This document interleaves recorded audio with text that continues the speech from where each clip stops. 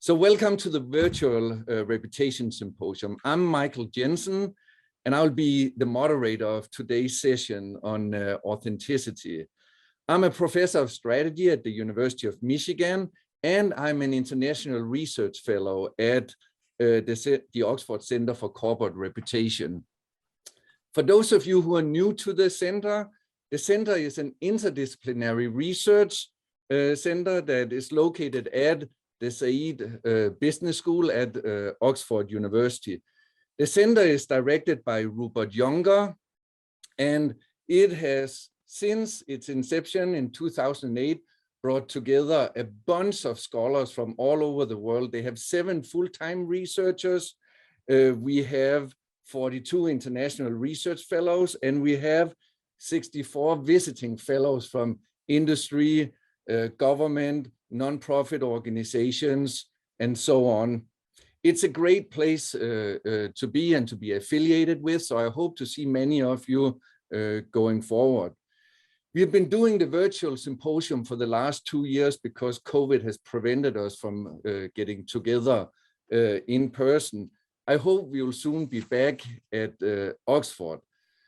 Today's seminar on authenticity is the second of 3 seminars. Yesterday, we talked about human rights and businesses. Tomorrow, we are going to talk about fraud, malpractice, and reputation. So let me quickly introduce our 3 speakers today, and then we'll get started on the topic itself, why we're really here. Balázs Kovács is our first speaker. He's from the Organizational Behavior Department at Yale University. And he'll start the session by talking about setting the stage for why we should study or why we should care about authenticity in the first place. We will then move to Sarita Gaytán, who's from Sociology and Gender Study at the University of Utah. And she'll be presenting a fascinating study about tequila and mezcal production. How do you take a craft and then turn that into a corporate activity? Can you maintain your authenticity in that transition? Finally, we have George Newman, who's from the marketing department at Yale University. He will take us from the corporate level to the individual level, where he will look at the question if the true self is impulsive or deliberative. And I have an initial hypothesis on this. I think it actually depends on how much tequila and mezcal you've been drinking before you answer that question or try to solve it. On that note, after the 3 talks, and they will have about 10 to 15 minutes each. After the 3 talks, we will open up for question and answer. We have disabled the Q&A or the chat box, but enabled the Q&A session. So please write your question, and then I'll take the question and I'll distribute them between the 3 speakers. And remember, this is Oxford style, so any type of question is okay, as long as you don't ask about how it went or how Scotland played in soccer yesterday in a world qualifying against Denmark, because the center director, Rupert Younger, is Scottish and he will not like that. I'm Danish and I love it. So on that note, please, Balázs, can you start us off? Hi, welcome everyone. So I'm gonna try to do my best in 10 minutes to talk about authenticity, and it's gonna be very superficial and very brief, but you know, we're gonna have more time in the Q&A. So I have my name on this slide, but this has been a collaborative research with mostly with Glenn Carroll and David Lehman, and I saw David is in one of the attendees, and Glenn cannot be here, but sends his love to everyone. So we've been working on this together for 10 years, and I think, as I'm trying to show you, there's going to be a lot more questions we can still look at. All right, so in today's 10 minutes, I'm going to talk partly about what we have been doing and what other people have been doing in authenticity. And the second half, I'm trying to draft some ideas about what else we could be looking at and other people could be looking at about authenticity. A lot of unresolved questions, and many of them are highly related to the topic of this conference. So first thing I just want to point out for those people who never really thought about authenticity, that this is an emerging, not a new, but an emerging trend in social science and in marketing and in other fields, that people have been talking about authenticity more and more. This is just a simple slide for Google Ngram, and the number of the proportion of books and documents talking about authenticity has been increasing, and this is becoming more and more important. Okay, so now that we know it's important, the question is, do people care about authenticity and do people value authenticity? I'm being highly selective here, but I just wanted to show you a few things about how I get into this research about 10 years ago, 12 years ago at this point. I've been looking at online reviews of restaurants, and one thing we noticed is that people talk a lot about authenticity. So if you read the text of the reviews, there's a lot of talk about this place is authentic. I love this tamales because it's authentic, or I eat Chinese food because it's authentic, whatever. But there's a lot of talk about authenticity. And so the question was, do people care about authenticity? And we have a paper now, it's like eight years ago with Glenn Carroll and David Lehman, where we analyzed millions of online reviews of restaurants, and we found that restaurants that are viewed to be authentic by the reviewers, they get much higher ratings. And I'm going to have more time to go into the details, but basically based on this, it seems that people care about.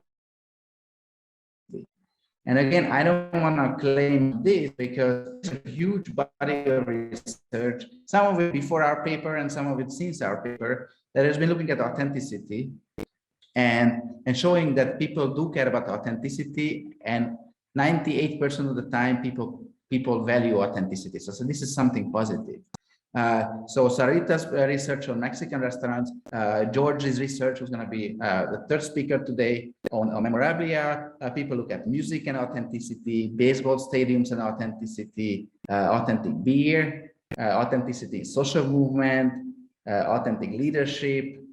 People are more happy if they feel authentic, and so on. So there is a huge body of literature on authenticity.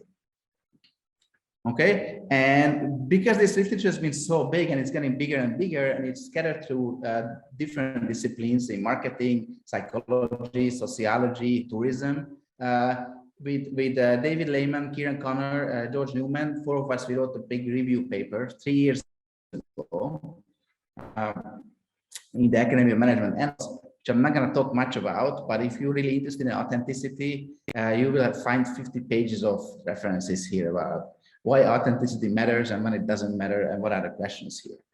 Okay, so that was 3 years ago, and it turns out that since 2018, when we finished this paper, there's been a lot more research. So there is a big boom in research on authenticity. There is research on authenticity in stand-up comedy, authenticity in mezcal, as Sarita is going to talk about, modern dance, venture crowdfunding, more about beer, beauty products by Rosanna Smith, pop-up restaurants, and so on. So there is more and more research coming out, algorithms, and it's a super interesting research to be in nowadays, I think.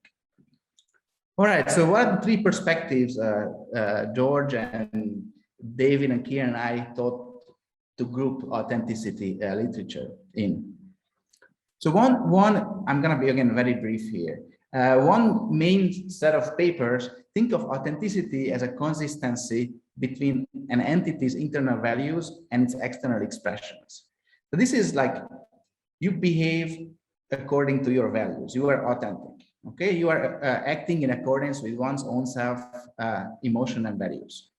Okay, so this is a very mainstream way of looking at authenticity. There's also a big research stream that views authenticity as a conformity to an entity and a social category. So when we say it's a typical Italian restaurant, it means that we think that this restaurant belongs to the Italian restaurant category, whatever that is. In your view, it belongs to the Italian restaurant category, and it's a typical Italian restaurant. Okay, and a third big stream, George is doing research on this, is the connection between the entity, person, and place, and what the object claims to be. So for example, if a jacket is worn by Elvis, then the value of the jacket goes up for people who care about Elvis, right? So these are three main ways of looking at authenticity. Okay, so this is where I'm going to start the overview, and this is where I'm going to get into the future research. So what we've been seeing, and in my view, is that there's been a lot of research on target of authenticity. We talked a lot about how a person should be, so that we call the person authentic, how the product should be, so that we call the product authentic, how the restaurant should be, that we call it authentic. Authenticity was an attribute of the entity. But what we are saying here is that, again, this is not all the research, but we think like 80–90% of the research, this is how they looked at authenticity. And what we say is that there should be a more like a social constructivist view on authenticity, meaning that we have to look at who are the people who are making this authenticity judgment. Who are the audiences that make the authenticity judgments? What are the heterogeneities in meaning that people invoke when they call a restaurant authentic or not? When they call a authentic or not? When they call a product authentic or not? What are the heterogeneities there?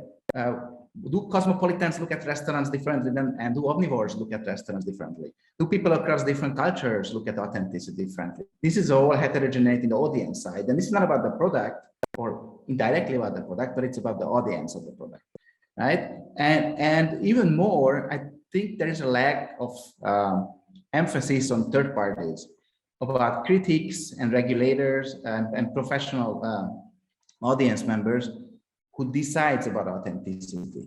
Okay, so when you call a French wine authentic French wine, it's not only what I think is authentic, not only what the producer thinks is authentic, not only what the online reviewers thinks is authentic, but there are actual government bodies who look at authenticity of these things, right? So these are gatekeepers and regulators and even, you know, politicians who thinks about authenticity.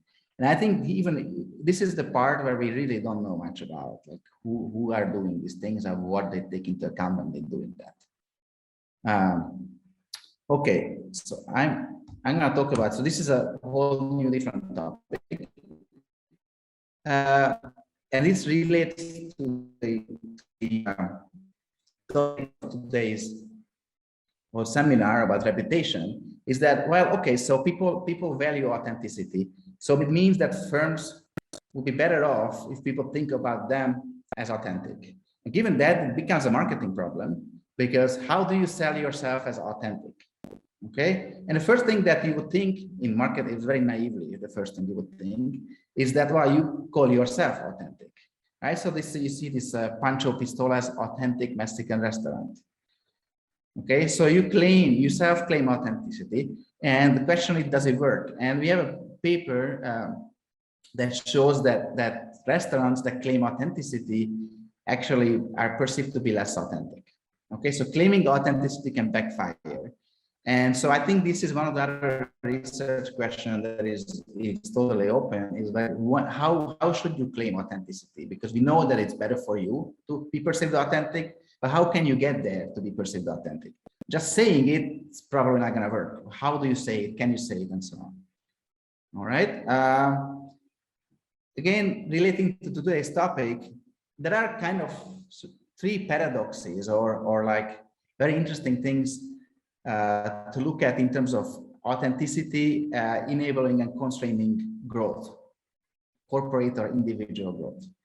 Okay, so one thing is that authenticity, if authenticity means that you are what you claim you are for what you are now, then if you change, then you won't be what you were before.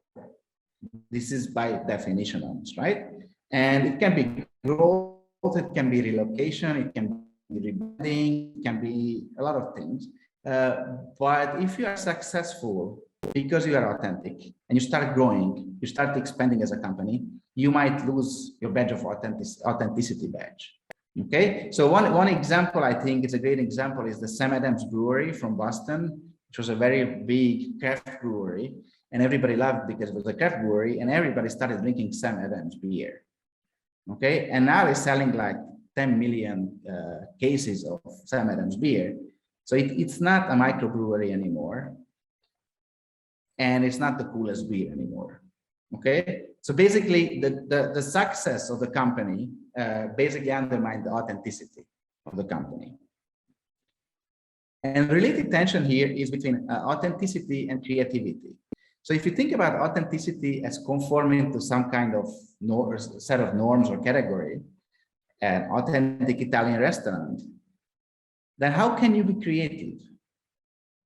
Because if you're creative, that almost by definition means that you are diverging from what have been done before, means you are going to lose authenticity. So can you be creative and authentic at the same time? That is another tension I think we don't really know the answer to. All right, and then this is my personal interest, very personally interested, always been interested in geography. And I think there is not much, but there is, I wouldn't say not much. There is some research on geography and authenticity, but there could be much more about that. So just to give an example, if you think about a Mexican restaurant, does the neighborhood composition matter for how we value a restaurant, authentic or not authentic? Right? If you are in a tourist spot, then an authentic Mexican restaurant is a very different thing than if you go to a neighborhood in LA, right? It's just very different. And how the neighborhood and the demographic composition of the neighborhood influencing authenticity is also not clearly understood. Okay, so I think I used up my 10 minutes. Michael, I don't know how am I doing with the time? I used up my 10 minutes, so I'm gonna stop here. So just to recap in the very end, that spoke about 5 minutes about what has been done in authenticity and gave out a few more ideas, but there is a lot more in this. So I'm happy to answer any questions in the Q&A. Thank you. It's wonderful, Balázs, and we have already gotten some questions, but we'll hold them until later. Sarita, your turn. I'm going to talk about a very specific case from the mezcal industry, but before I do, a bit of background. I am going to lead with the assumption that most of you have heard of tequila because, well, it's a massive billion-dollar industry, and according to The Independent, at least, so some folks in Britain this summer were in fact drinking quite a bit of it. So tequila and mezcal have some similarities. They are both made from the agave plant. Tequila can only be made legally from one type of agave. Mezcal, on the other hand, can be made technically from any type of agave. But it's typically, there are 45 species of agave used in its manufacture. Cooking methods marks another difference in production. Tequila, the piña or the heart, what you see here on the left, is cooked in large above ground autoclave ovens, and mezcal makers use in-ground fire pits that are covered with wood and charcoal, and the process is a lot slower. So tequila production is highly industrialized, where mezcal is the equivalent of homespun. And while there are bigger mezcal brands out there, most are still small scale with tiny outputs. So to the project at hand. So we're going to flash back to 2016. I know that's really jolting for some of us. And I know in the UK that was a jolting year for you too. But so mezcal had already had a global following of aficionados and was trending in cocktail bars. And it seemed like every week there were upscale food and drink writers publishing articles on the topic, with most highlighting its homemade qualities, its smoky flavor, and referencing one of the top-selling brands, which was Del Maguey. And by way of one example, a US-based journalist wrote the following: artisanal mezcal will persist as long as Ron Cooper is at the helm of Del Maguey, which he has refused to sell to bigger competitors despite multiple offers. Tradition and sustainability are more important to Cooper, rather than a big buyout. And he sees Del Maguey as different from the more exploitative companies attempting to invade the mezcal market. He's living proof that high quality craftsmanship can be preserved by those willing to fight for it. So Cooper is the American owner. Here he is cast as the faithful champion of an entire market sector. 1 year later, in 2017, Del Maguey was acquired by Pernod Ricard, the world's second largest multinational liquor conglomerate. And I had been traveling at the time of the announcement, and I thought, well, when I get home, surely there will be a mountain of responses on Twitter, on Reddit, outcry from mezcal fans, from Del Maguey fans, from progressive foodies about what had transpired. But to my surprise, there was no dialogue, there was no public pushback. And such is the genesis of this particular work. My attempt to kind of unravel the mystery of how Del Maguey kept its authenticity intact. After all, scholars tell us that perceptions of authenticity, they play a pivotal role, right, in a brand's reputation. And nowhere is this more evident than in the world of craft food and drink, where the language of authenticity is used to distinguish products made by hand rather than industrial processes. So for these consumers, authenticity exemplifies egalitarian ethics and the attributes associated with devotion to artisanship instead of greed. And so when the value-laden standards are disrupted, such as in the case of an acquisition of a craft company, consumers, we are told, react judgmentally, imposing sanctions through boycott, ridicule, and accusations of selling out. And in these circumstances, the integrity of a brand is compromised by concerns about changes in things like production size, the quality of the brand, or quality of the product, but also the use, what will happen through the changing use of traditional methods that might result from the change in ownership. And while I'm happy to talk more about the data and method and the Q&A, I'm just going to jump into the project itself. In short, I argue that that heightened consumer desire for experiential involvement and personalized interactions, in combination with broader status-making trends among the aspirational class, what Elizabeth Currid-Hackard would call the aspirational class, allow or provide an opening for craft entrepreneurs to preserve their organizational legitimacy after a corporate merger.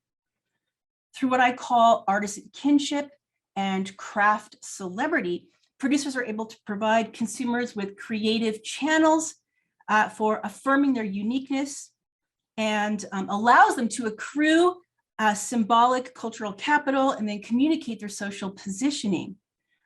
So affective affiliations can mitigate fan criticism and facilitate the extension of authenticity, even in a market that is troublingly marked by environmental and sustainability concerns.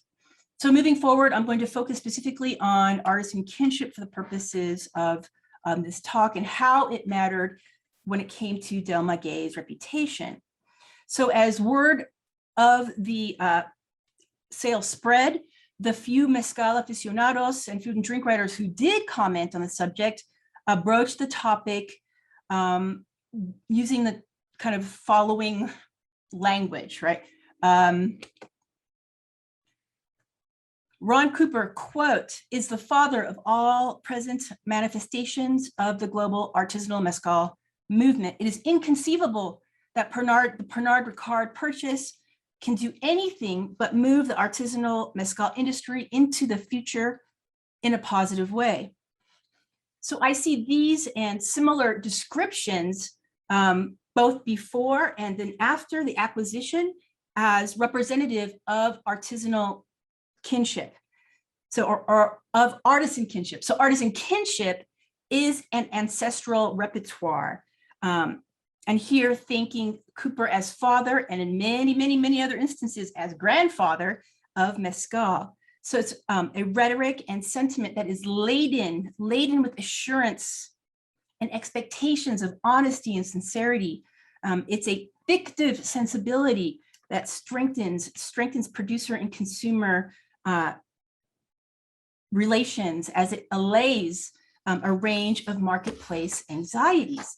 So artisan kinship reflects the salience of intimacy and economic activity, of which I am not the first to declare. And as Sarah Benet-Weiser might argue, that it gestures to how individuals want to feel and believe in something above the reductiveness of profit margins. So like the idealized dimensions of family relations, artisan kinship is intended to instill confidence. It should provide stability and security even when institutions fail to live up to expectations. But like any type of relation, it needs to be cultivated to remain meaningful. And so for Cooper, this meant giving talks, granting interviews, communicating with consumers via his website, being responsive to social media inquiries, traveling to spirits conventions, in short, providing a face to the brand. But that is the basic bare minimum. There are other crucial dimensions to his successful nurturing of artisan kinship. He worked closely with industry trade professionals in the US, with creative and knowledgeable tastemakers, beverage program creators, and commenting on one of his close associates, Cooper writes, quote, he had the ear of the restaurant and bar community. First chefs and then mixologists would provide the gateway to mezcal. Cocktails became people's initiation into the spirit, end quote. So the steady introduction of Del Maguey based cocktails in the up and coming mixology community was indeed successful. And it wasn't long before Del Maguey was ranked as the #1 trending bar brand. But cultivating awareness by hosting tastings and collaborating with food drink insiders, it was Cooper and his cadre of on-the-ground advocates provided aspirational audiences with a creative venue to relationally experience his brand. He named signature drinks after them. They named signature drinks after him. And in one case, he would commonly refer to a noted mixologist as the madrina, or the godmother of Del Maguey. Here, linking those kind of artisan kinship language again. So trying mezcal, especially for the first time with knowledgeable intermediaries that included, of course, Cooper and his celebrity associates narrating the process of the drink, right, of the tasting, it allowed consumers to feel as if they too were participating in acts of discovery that enhanced authentic imaginings, top among them being close to craftsmanship, and mezcal consumption among the presence of prominent experts served as a social cue displaying opportunity and relationship cue, or rather relationship reinforcing performance at once. So with a heightened premium on intimate endeavors, taste-based connections that bring together creativity, innovation, and the potential for refinement, they serve as potent compounds for durable family-like affinities. So artisan kinship also served as a valuable discursive resource. The day after the Pernod Ricard announcement, Cooper published a letter on all of Del Maguey's social media sites, beginning with the salutation, quote, "Dear family," he continued, quote, "thank you for helping us share and protect this ritual beverage for the last 22 years, end quote. Then he revealed that in the past he had received many offers, but always said, quote, "No, thank you. Until now, we have found a true partner, a partner that wants Del Maguey to continue to be exactly who we have always been. The only thing that changes is the increased opportunities for our families and for our company," end quote. So drawing on the language, the discourse of artisan kinship, Cooper addressed his supporters not as consumers, but as relatives in the preservation of mezcal, a move that symbolically hailed them as experientially involved in its development. And he did a solid job, I would say, as framing the sale as a partnership and not as a business transaction. In conclusion, unlike other examples of corporate acquisitions of craft brands, fans did not call for a boycott or accuse Del Maguey or Cooper of selling out. According to the latest reports in 2020, in our pandemic time, sales of Del Maguey went up 39% globally. And while this all looks very rosy for Pernod Ricard, the future remains uncertain for those who are concerned with agave sustainability, water-land contamination, labor relations, indigenous heritage preservation, and all other individuals who live and work in the Mexican countryside. Thank you. Very interesting. I knew very little about mezcal before, and now I have heard something about fictive sensibility and authentic imagining. So I hope we'll get into a good discussion about this and how it relates to Balázs's suggestions for future research. George, please take us to the individual level and tell us, are we truly impulsive or more deliberative in nature? A question I could never answer, but thanks for having me, and Michael, thanks for putting this together. It's fun also to be on a panel again with Sarita and Balázs. We have a annual workshop where we all get together and talk authenticity that has obviously been on hiatus during COVID, but so happy to be with them again. So today I'm going to talk about some work I've done trying to understand how perception of authenticity factor into people's beliefs about identity and how they understand their own behavior and other people's behavior. As Balázs mentioned, in the past, I've done a lot of work looking more at kind of producers and how consumers perceive about authenticity. And this is going to be a slight change to looking at how authenticity factors into the self-concept. I'm a experimental psychologist and kind of most closely situated in the field of judgment and decision-making, which, as it sounds, I'm sure familiar to many of you, focuses on many different kinds of decisions and the processes of decision-making that individuals make. And then there's also been a lot of interest not only in the decisions that people make, but also people's lay theories about those decisions. So what kind of meta beliefs do they have about the decisions that they make or that others make, and how does that factor into the types of attributions they make for behavior, the types of explanations they make in trying to understand and predict others. So that's where today's work is situated. There's a long-standing distinction going all the way back to antiquity of the in understanding the mind, a distinction between kind of the horses and the charioteer, that there are the parts of us that run away impulsively, and then the more deliberative aspects that kind of rein in those horses. In the parlance of modern cognitive science, that's usually talked about as a distinction between what's called system 1 and system 2 processing, where system 1 you can think about as the horses is a reflective of decision-making process that is very fast and automatic and intuitive. These are kind of like decisions where you're going with your gut, versus decision-making that is much more slow and deliberative and analytical, going with the head, or system 2. And in this project, we had just a really basic question, which is when there's a conflict between these two systems, system 1 and system 2, which is seen as more reflective of a person's true preference, if either. So, if a person's head pulls in one direction and their gut pulls in another, which one of these is seen as more reflective of what the person truly prefers? And this was an interesting question to us because you get kind of conflicting answers from the literature. On the one hand, there is a fair amount of work suggesting that people tend to see deliberation as more reflective of one's kind of true self. So people often endorse deliberation as a more effective decision strategy. When people are motivated to be accurate in their decision making, they rely less on their intuition.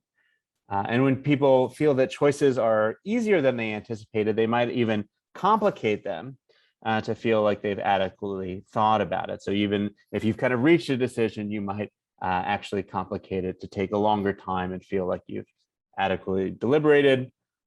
Conversely, there's a lot of work showing that that people see intuition as more reflective of the true self, that people perceive their intuitive thoughts as providing a great deal of self-insight, that there's a number of studies showing that people are often reluctant to go against their initial instincts.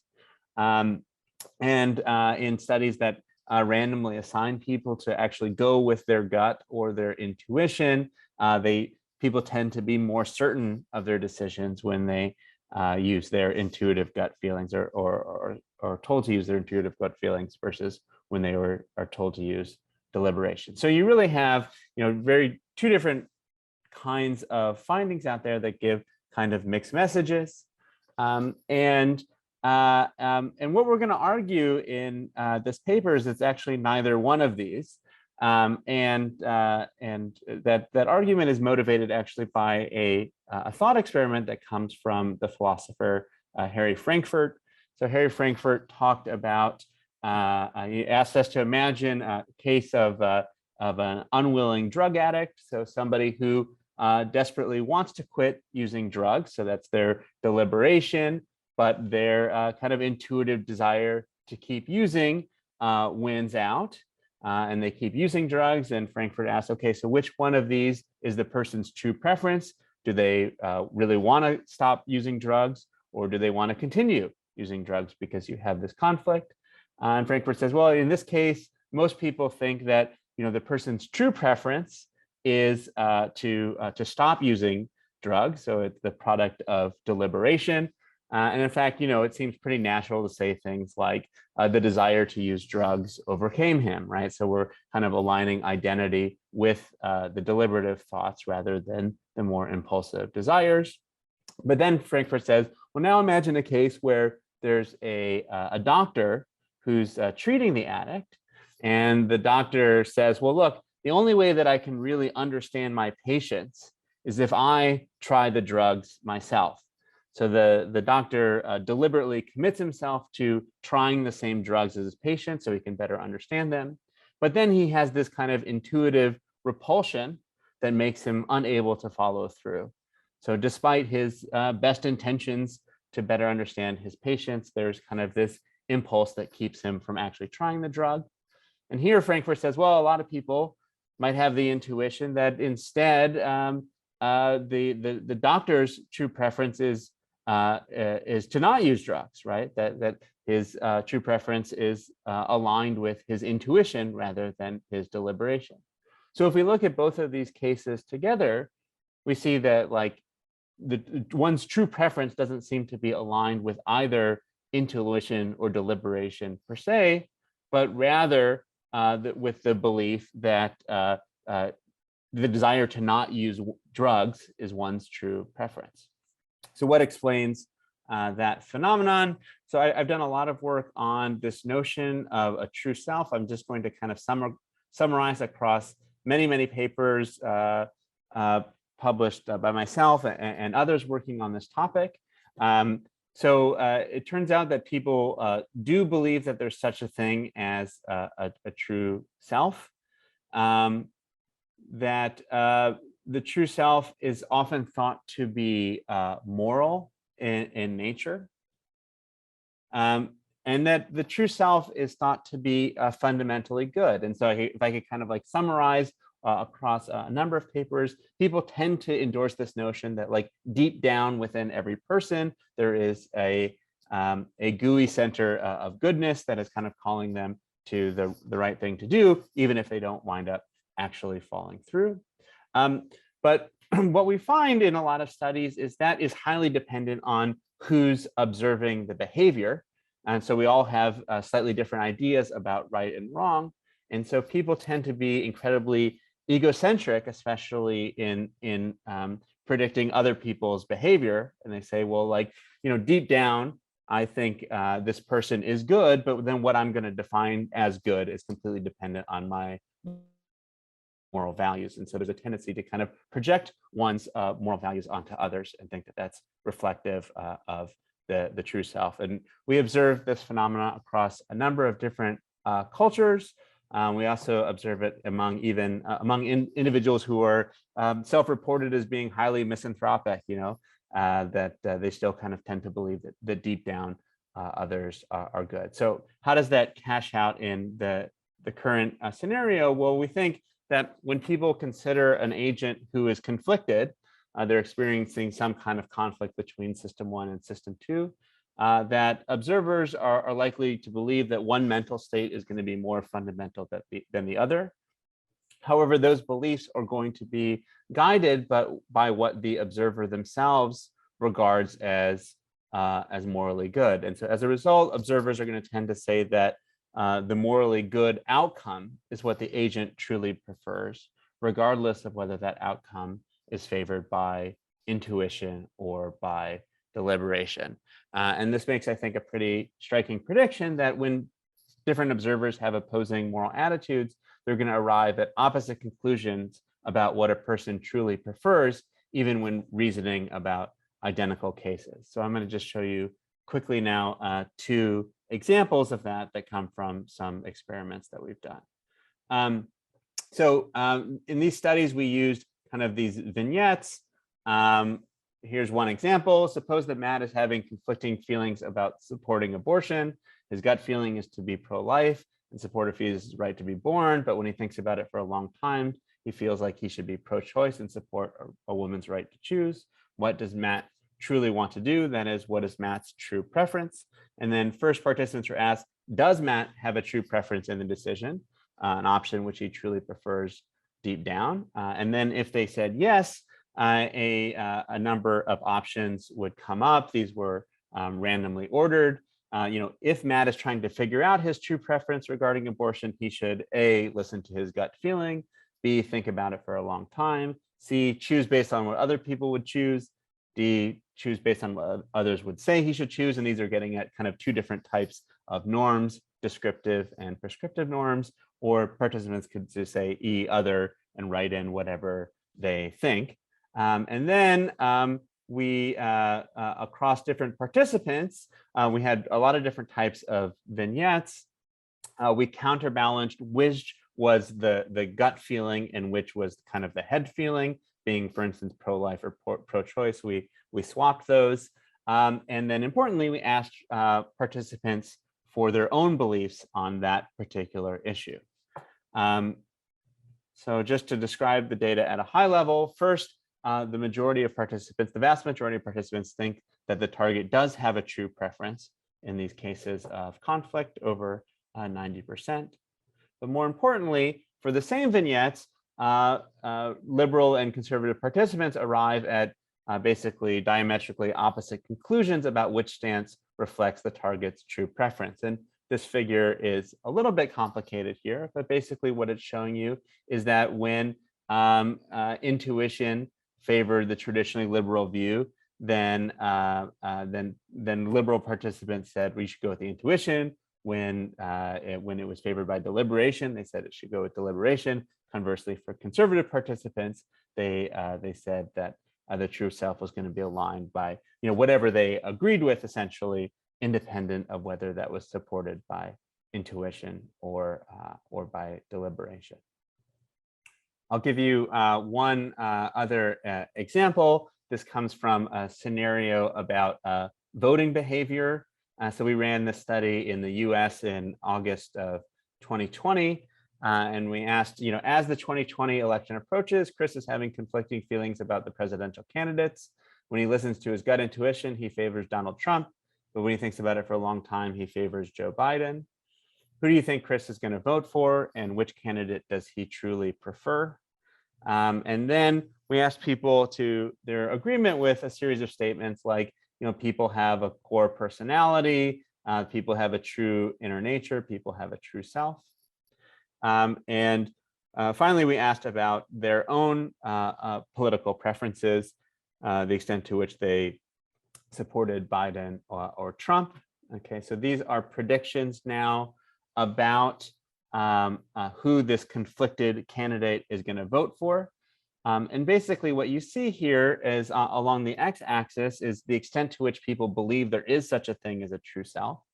And the more people that believe that there is a true self, the more that they thought this kind of conflicted voter was going to vote in a way that aligned with their own view, is essentially what this is showing you. So the more people think that there's a true self, the more they think that somebody who is conflicted is going to vote in accordance with their own view. And I think there's actually a lot of practical relevance here if you think about kind of coverage in the media and talking about voters or areas where you have a lot of kind of people who are on the fence, where there might be a tendency to kind of posit a deeper layer there, say, well, like deep down, these voters are going to ultimately go for this particular candidate, and that could be very much influenced or tainted by people's own pre-existing moral beliefs. So just to sum up here, we asked which is the true self, intuition or deliberation. And we'd argue that neither. Across multiple experiments, we find that beliefs about what others truly prefer are actually determined by observers' own moral values. In other words, people tend to be very egocentric in their beliefs about others and in positing that their own moral values are instantiated in other people. Okay, thanks very much. Thank you, George. Very interesting. And it, of course, leaves us with a bunch of questions around authenticity. If we were going to take your finding and your conclusion at the end, right, that maybe there's no true self, it all depends on what we believe ourselves. How are we going to feed that back into assessments of authenticity? So before I go to the audience here and that question, I would like to hear if you guys have any questions or comments to what you have heard the other people presenting here. So any thoughts that came up in the process, and particularly for you, Balázs, looking towards the future of the next generation of authenticity research.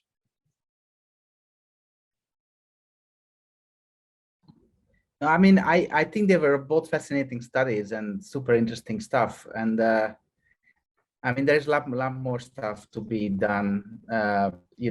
Tequila is great and mezcal, but can you do the same with shoe companies, for example? If just, like that could be an interesting stuff. Nah, I'm just making this up, the shoe company example, but, like what extent is it generalized? And how, when it becomes common knowledge that this is the way to do this, is it still gonna be the way to do this? Because then people become suspicious, maybe, I don't know. Yeah, and then George's stuff is fascinating. George is becoming a sociologist, looking at, it's all in the, all in the eye of the observer kind of stuff, right? And it's more about what about the product? It's more about who is looking at the product kind of stuff. And I think it's really cool.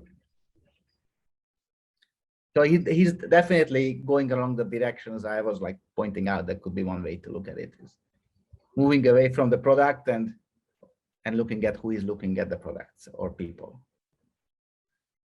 So if I can follow up before Sarita and George get an opportunity to answer here, because Rohan actually asked a kind of question that follows up on this or ties in with this. And Rohan's question is a little bit it's a provocative, right? And he starts out, this is not a disagreement. And I think he asked it specifically to you, Sarita, but I think it applies to all of you.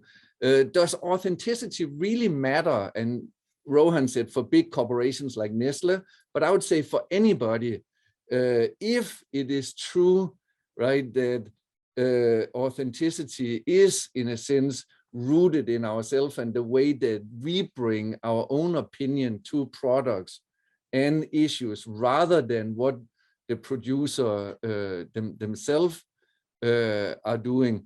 And Rohan, he continued saying that, you know, companies like Nestle, which had such a bad reputation in connection to child labor, environmental harm, manipulation, and harmful food products, yet it manages to function globally and get away with it to acquire huge profits, right? So maybe if we follow that line of thinking, then authenticity is something we care about, how it's created, how it's constructed. Maybe it doesn't really matter because it is an opinion that we carry with us to the product rather than the product in some sense imposes on us.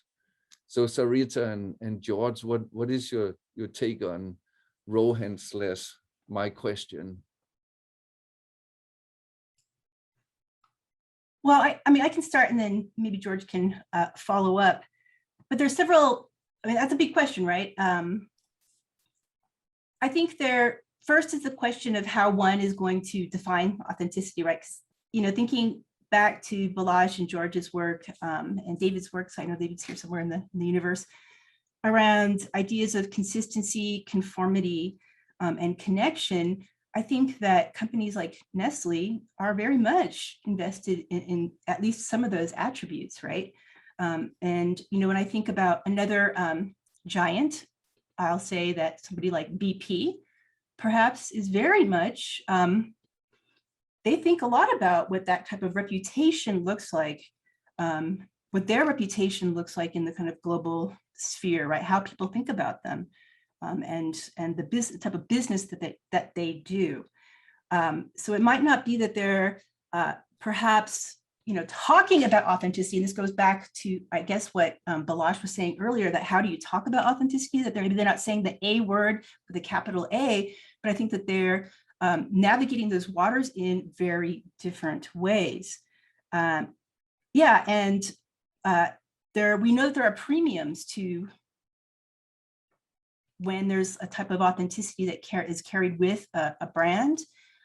Nestle in the United States, at least, and some of their products are very much associated from childhood with like Nestle Toll House cookies. Like if I were to go to the shop right now, the grocery store, I would only buy that brand because I'm very much associated with like my, you know, like if I were to make cookies as a child, like that's like the brand I would buy.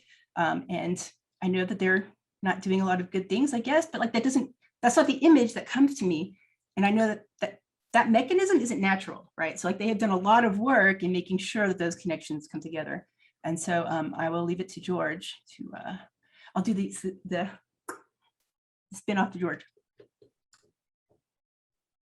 Thanks for the spin-off. Yeah, I mean, I agree. It's an interesting question. I think there are some cases where consumers can, you know, kind of put their heads in the sand and ignore violations of authenticity. But then we can also think of a lot of cases in which there have been huge reputational hits, you know, VW or many others, where you know, it's not only to the product or the specific action that's been taken, but then there's been a huge credibility threat for the company that is very long lasting, or and sometimes erroneously, right? Like you know, some of the rumors about, you know, Chipotle did have real problems, but there were a lot of rumors then that got started around authenticity and their connection with McDonald's and stuff like that.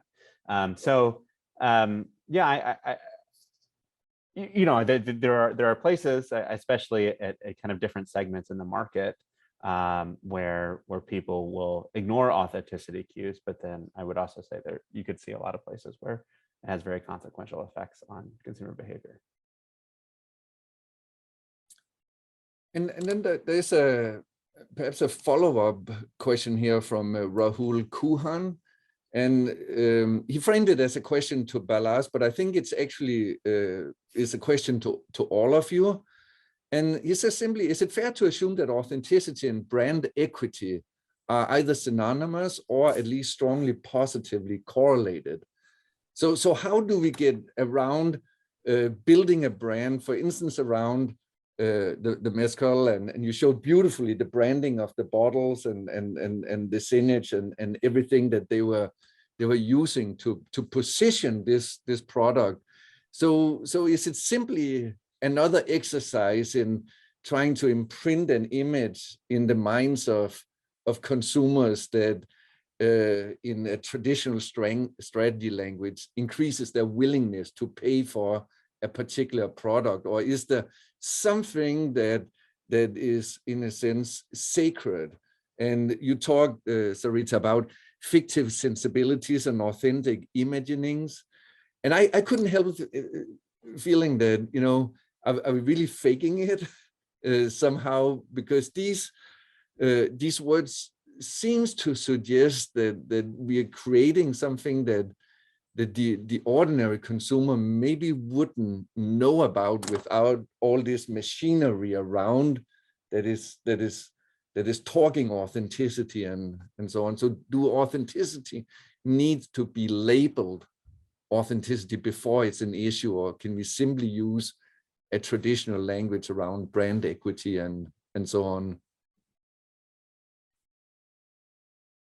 I'll take a stab at least I guess there was a few different parts there, but I'll take a stab at part of it, which is, you know, I think it's probably useful to think about brand equity and authenticity as separate concepts. You know, there are, especially today, there are a lot of brands for which authenticity is kind of like the central narrative, or the kind of central piece of brand equity. But then a lot of very popular brands, Tesla or Apple or whatever it might be, that, you know, I don't think authenticity per se, or at least authenticity in the way that we're talking about it, is as central to their brand image.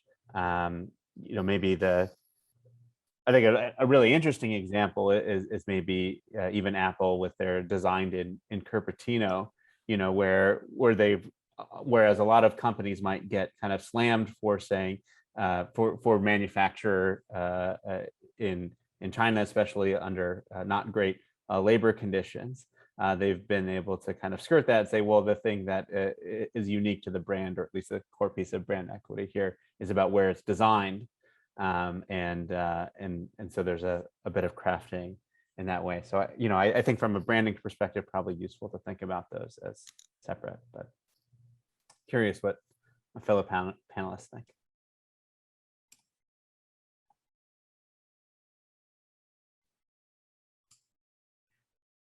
So I want the idea of the fictive sensibility, I'm talking, you know, in relation to artisan kinship, and as this kind of synergy that is being able to tap into, that is, number one, something that's new-ish among a type of aspirational consumer. They're looking for this type of connection, and that on the producer side, that they are fulfilling this new desire, and that this is something like a structural thing that's happening, and something that the producer can fulfill.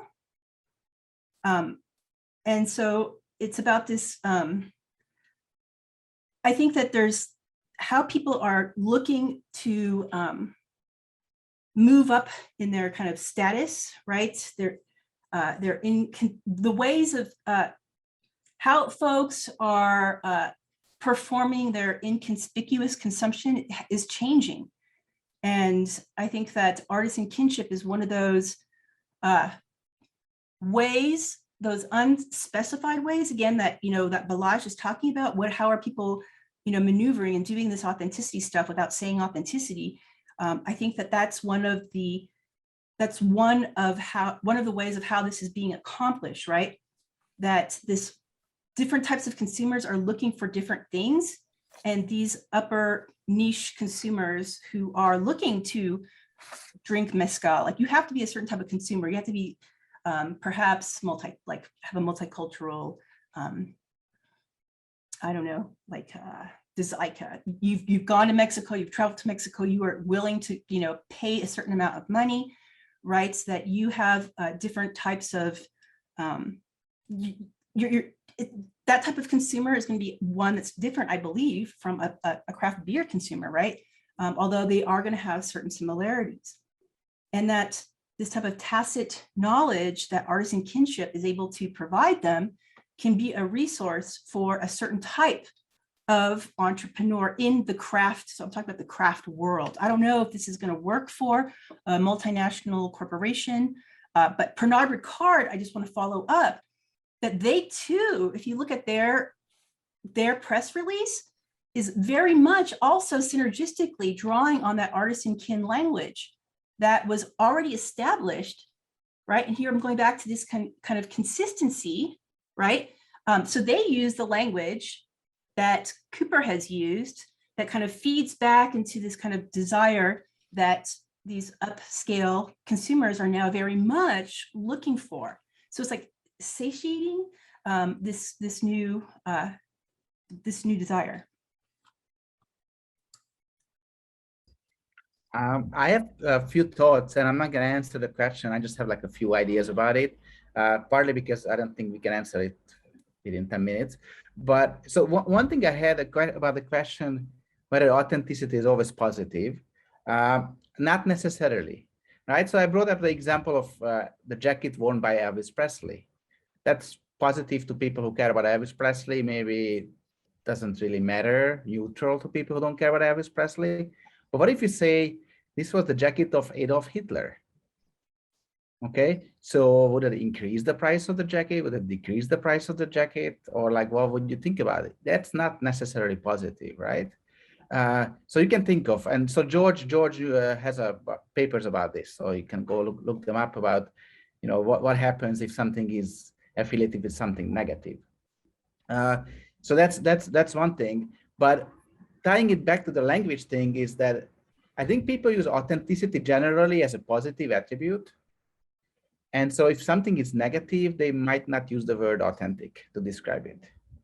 That's kind of how I think about it. I don't have strong proof about this, but that's kind of, I think George has, again, some paper on this. But that's kind of how I think about it. So when you see the word authentic, it's tend to be positive, because if it's not positive, then people don't use the word authentic. So that's one way to think about this. And the other thing is, when do people care about authenticity? It came up, and you know, that's a very complicated thing. I'm a lay psychologist and a lay marketing person, but you know, one way to think about it, like a skeptical way to think about it, is to say, well, people have needs. Again, I'm a very lay marketing person, but if you have physical needs, like you're buying a shoe, okay? What's important in a shoe? Well, first of all, it should not break in 3 days.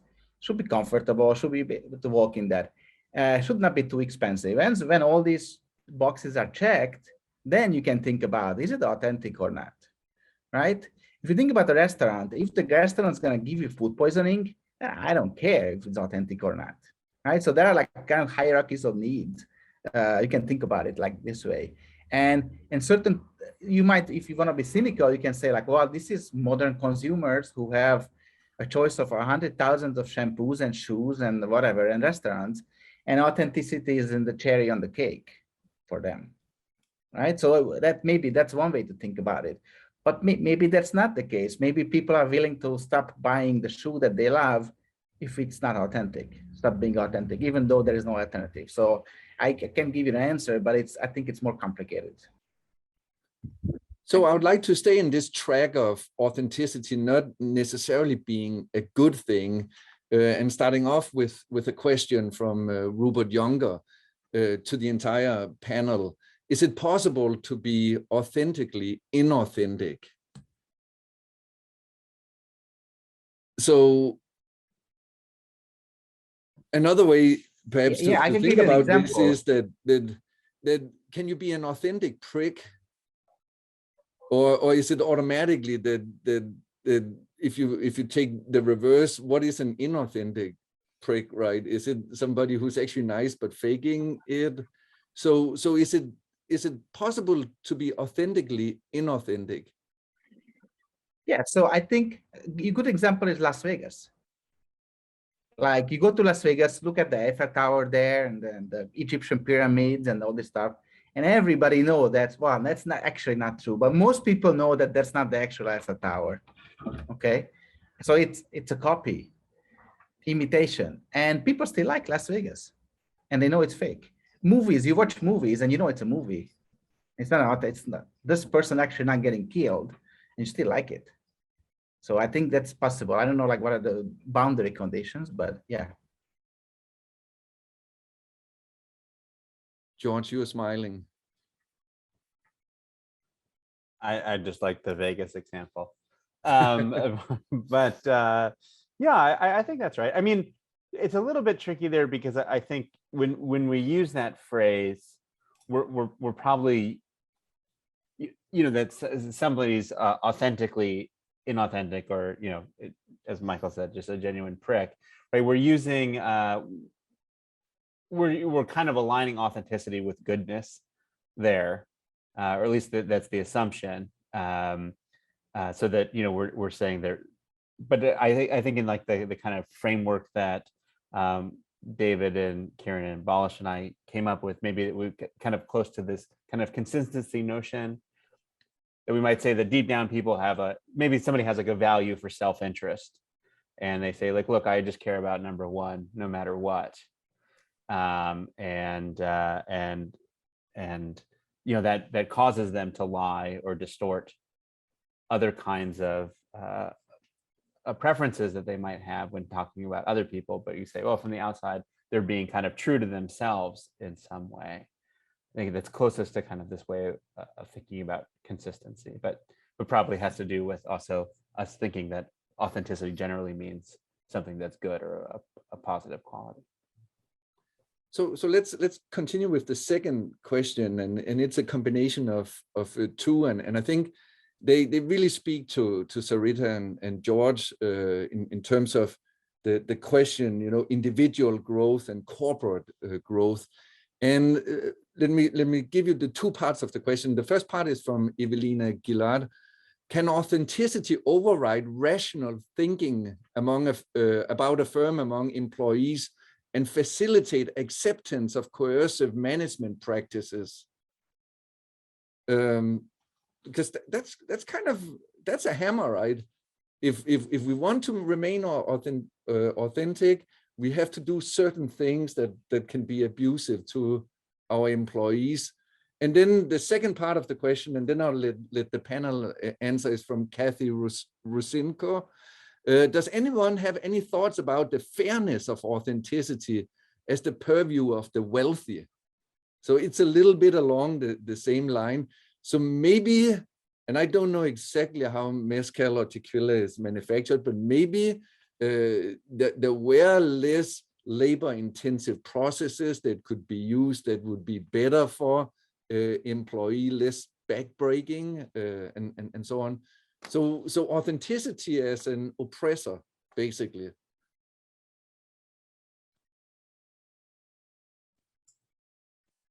So I can jump in and say that I think it's really important to understand or consider the possibilities of how authenticity works as a type of ideology, and how ideologies unfold in society, at least from a sociologist and my sociologist's training, is that, thinking about how it works like as a hegemony, right? So I think that it would make total sense that in certain cases, that employees would have to confront and would accept the terms of how authenticity is used from the top down to create a narrative, right? A self-narrative that one would accept, even under terms of abuse, and whatever abuse means. I'm not sure in these cases, but that doesn't mean that happens all the time. That does not mean, Foucault tells us where there's power, there's always resistance. So it's not like an all in one case, right?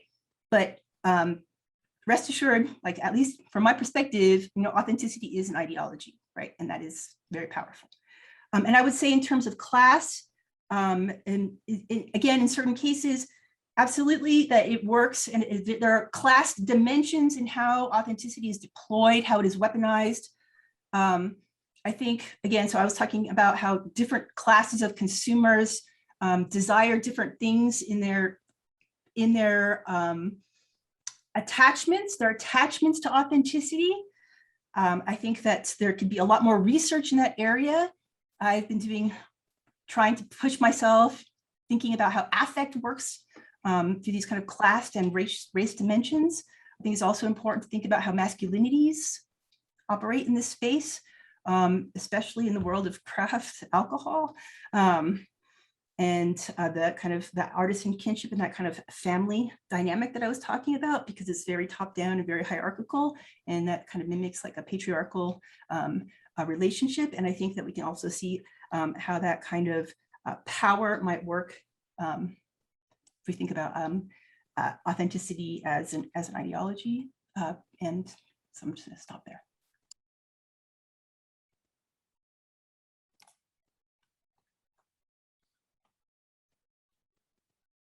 Okay, we have another question here that it seems like it's directed at George, but I think again everybody can answer it.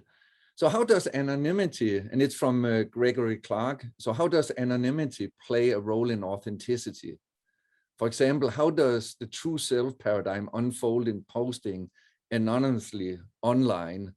And this is of course something that we have all been experiencing in recent years, right? The explosion of social media and what seems like the endless proliferation of weird selves that manifest themselves anonymously. So George, what is the role of anonymity here?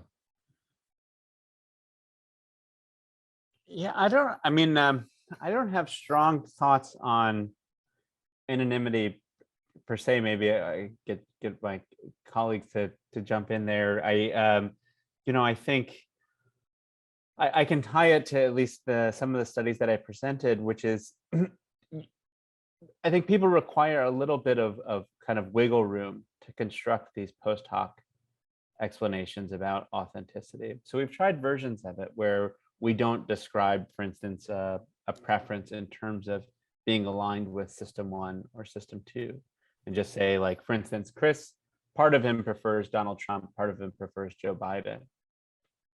And when people don't have that ability to kind of construct a hierarchy in preference, then they're much less likely to kind of import their own moral values, or sorry, project their own moral values. So there has to be, so I think people are sensitive to, or at least in that specific paradigm, sensitive to whether or not there's kind of the wiggle room to create a justification. They're not just unilaterally projecting their values. So I don't know exactly how that would play out. I mean, I guess it just depends on what aspects were anonymous versus not for that paradigm.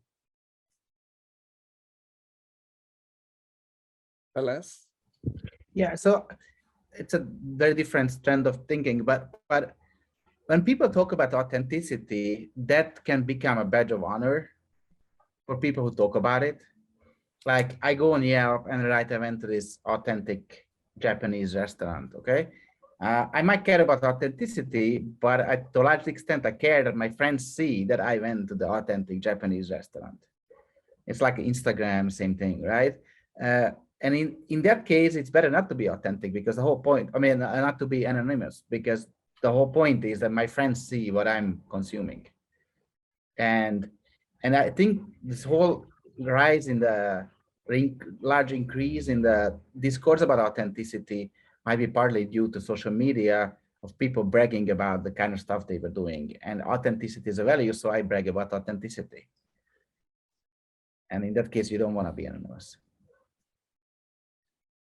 And if I can tag, this is a question from Liz Young that we can take on to this.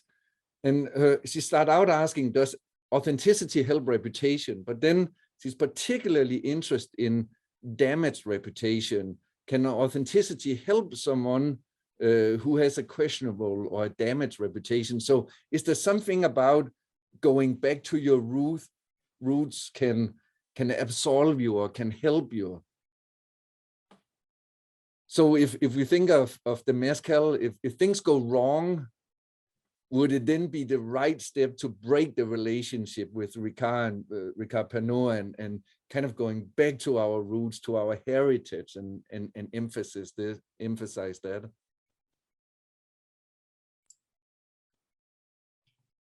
So, I mean, this is not my specific area of expertise in the, the marketing and the kind of rebranding, but sure. I mean, I just keep going back to, I just think about BP and, their fabulous moment and their effort again, and how they were able to, they had their apology, or their pseudo apology or their apology, and then kind of start from this, again, not authenticity with a big A, but their kind of connection, right? And then moving back to I guess consistency in their narrative and how they were going to move forward from that way onward. And I think that really kind of helped them, I guess, in public relations. I think we see that a lot in different companies. And maybe, I mean, so I'm not the marketing person in this, but I feel like it can definitely be a resource that folks can always go back to, again, depending on how people are understanding the idea of authenticity. I think Balázs is right. Maybe I'm really becoming a sociologist, but I was thinking, Michael, your question made me think about all of the emails that came out from companies right after George Floyd in support of the Black Lives Matter movement. And, this is anecdotal, but it seemed like, that was much more colored by people's kind of pre-existing beliefs about those companies. First, I think authenticity mattered a lot, or perceptions of authenticity mattered a lot, but it seemed to have a lot more to do with people's pre-existing beliefs about those companies rather than what they were actually saying in their message. And so I think whereas maybe it is possible to restore by appealing to authenticity, probably a stronger force is kind of people's expectations and the lens that goes through, what people are assuming about the history of a particular company, whether or not that's actually factual or not. And George, this is a perfect opportunity to put forth a question from Rhonda Rager, because Rager, you almost answered it.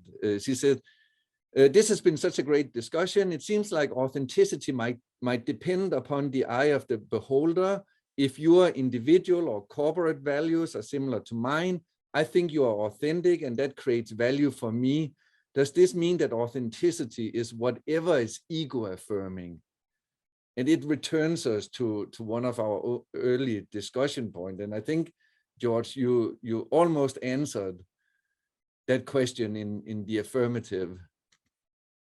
Maybe that would be a fun one for all of us to answer. I'll just go first, which I would say both yes and no. I think, for the most part, yes, but I think what collectively the panelists here and then lots of other researchers working on authenticity have found is that perceptions of authenticity, whereas being in the eye of the beholder and having this self-serving function, also seem to follow some hard and fast rules. And so as social scientists, we're able to say things about the kinds of situations in which authenticity matters and how people tend to naturally think and segment different kinds of authenticity. So we can find some sort of structure there. It's not completely in the eye of the beholder, and yet it really does go through this kind of lens where a lot of it has to do with, quite frankly, how people create meaning and derive meaning from things, and authenticity then becomes very central. Sarita or Balázs?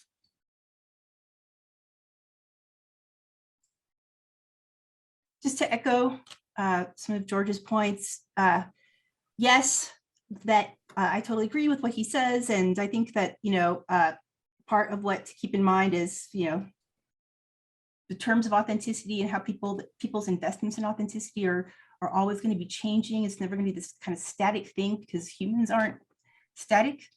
Societies aren't static. and that there's always going to be new ways of how folks are implementing, using, mobilizing around it, initiating it for different reasons, and there's going to be different incitements for it. So we should never just say that it's going to be, X, because it could be always like new reasons for why X came to be in the first place. And that's what makes all of this kind of so exciting. So I think on that note, we are close to the end. We have to end exactly at what is Michigan time, 12:30. I hope you have enjoyed this discussion, and I hope you have learned something about authenticity. I would like to say a big thanks to all three panelists, and even bigger thank to Balázs, because he's really the one who put everybody together on a very brief notice when we decided to go ahead with this online format for this year. But it has been exciting for me to get to know about Sarita and George's research. I knew about Balázs already, so I've definitely learned a lot today. There will be a video of this event available at the Oxford Center. You can go and take a look at it there. I also strongly encourage all of you who are not familiar with the center, go and take a look at their webpage and pay attention to the events that happen at the center. It's really a powerhouse for research on reputation, status, legitimacy, authenticity, and all these other forms of social evaluation. So on that happy note, great to see all of you, and I hope we will meet again in person in the near future. I already have suggestions for what we are going to drink. So see you all later. Bye.